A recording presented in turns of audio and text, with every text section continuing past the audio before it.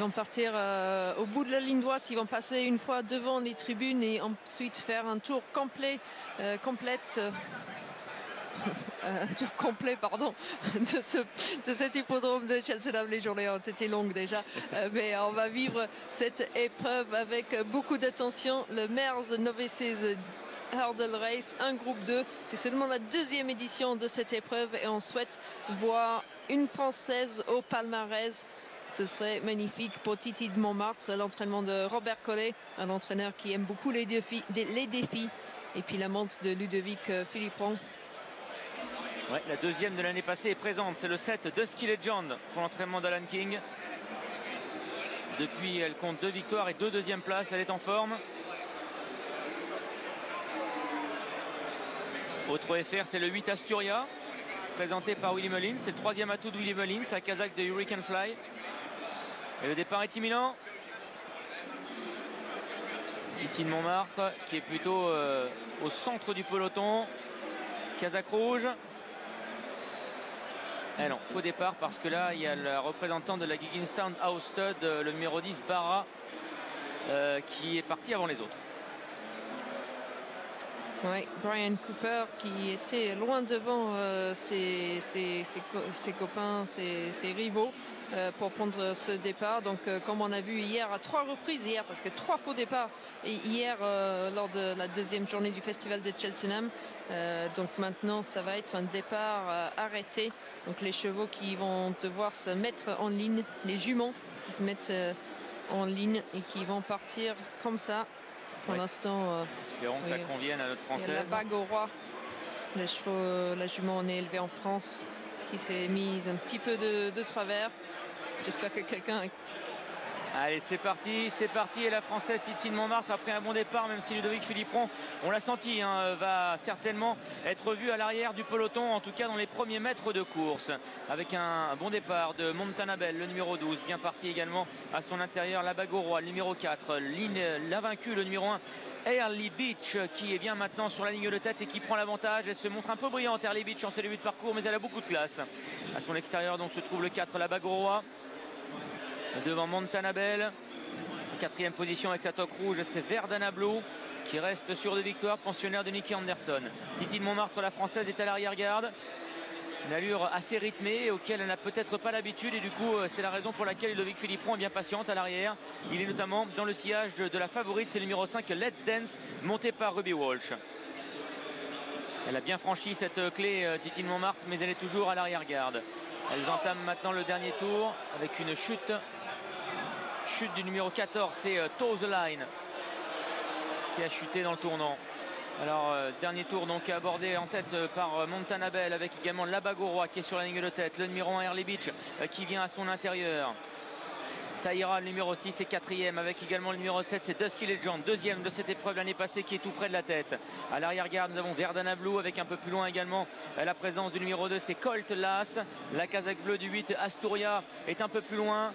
Devant également la représentante de Gigginstown House Stud, c'est le numéro 10, Barra. Titi de Montmartre est toujours à l'arrière, dans le proche sillage de Let's Dance, la partenaire de Ruby Walsh.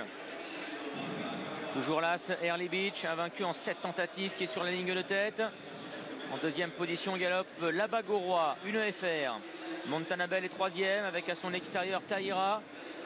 Dusky Legend est derrière le groupe de tête également. Gros plan ici sur le numéro 3, c'est Forge Milo qui patiente au centre du peloton.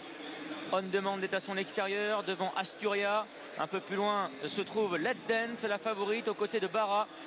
Alors que Titi de Montmartre et Ludovic Philippon sont toujours à l'arrière-garde, aux côtés notamment de Group Jet, le numéro 11. Le numéro 4, la bague au roi, qui prend maintenant l'avantage au numéro 1, Early Beach. En 3e position, galope toujours Taïra. À l'arrière-garde, Titi de Montmartre dans le sillage de Ruby Walsh avec la favorite Let's Dance. Pour l'instant, tout va bien encore pour Titi de Montmartre, qui va tenter peut-être de suivre la favorite. Devant, eh bien, c'est toujours la bague au roi qui a l'avantage. Early Beach en 2e position, avec ensuite Taïra qui galope 3e. Dusky Legend, la dauphine de Rimini l'année passée, est dans le groupe de tête également en 4-5e position aux côtés du numéro 15 Verdana Blue. Le numéro 12 de Montana Bell a perdu quelques rangs et se retrouve maintenant aux côtés du numéro 3 Forge Milo, avec également le numéro 2 c'est Coltolas qui est au centre. Asturia, Kazakh Bleu, vient derrière les premières avec à son extérieur On Demand, avec également maintenant Brian Cooper qui décale le numéro 10 Barra, et puis derrière Let's Dance et Ruby Wolf, de même que Titine Montmartre, tentent de quitter l'arrière-garde. Toujours la bague au roi sur la ligne des premiers, avec en deuxième position Early Beach. À son extérieur se trouve Taïra, avec Let's Dance et Ruby Walsh maintenant qui tentent de progresser à l'intérieur. À l'extérieur se trouve Barra, le numéro 10, et Brian Cooper qui vont tenter maintenant de se mêler à la lutte pour les premières places, alors que Titi Montmartre est encore en retrait.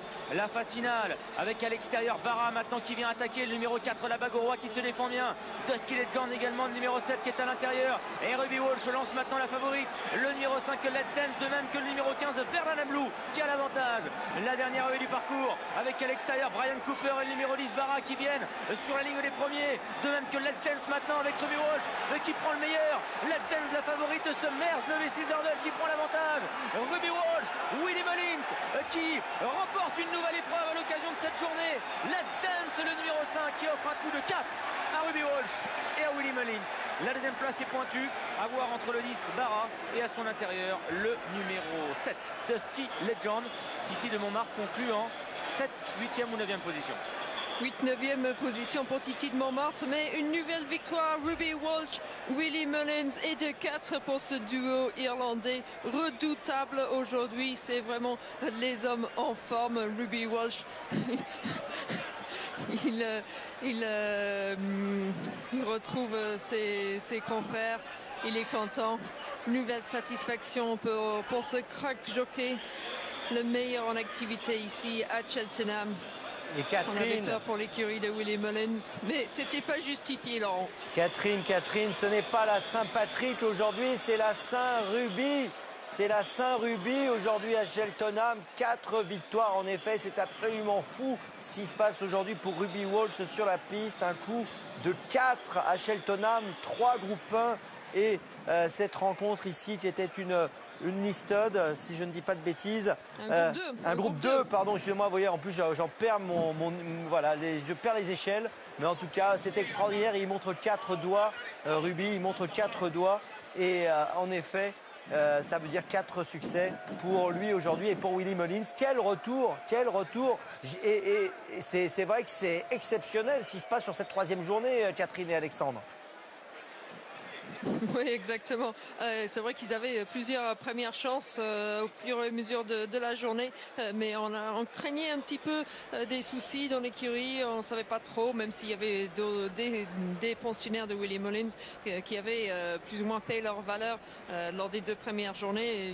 Ils avaient peut-être joué de malchance ou ils sont tombés peut-être sur meilleur, mais là aujourd'hui il n'y a pas de doute, l'écurie est en très grande forme ici. On revoit la vue de face avec Titi de Montmartre qui saute à ce moment-là à gauche de l'écran, un petit peu en retrait. Elle n'a pas démérité, elle était toujours un petit peu dans le rouge, Alexandre, à mon avis.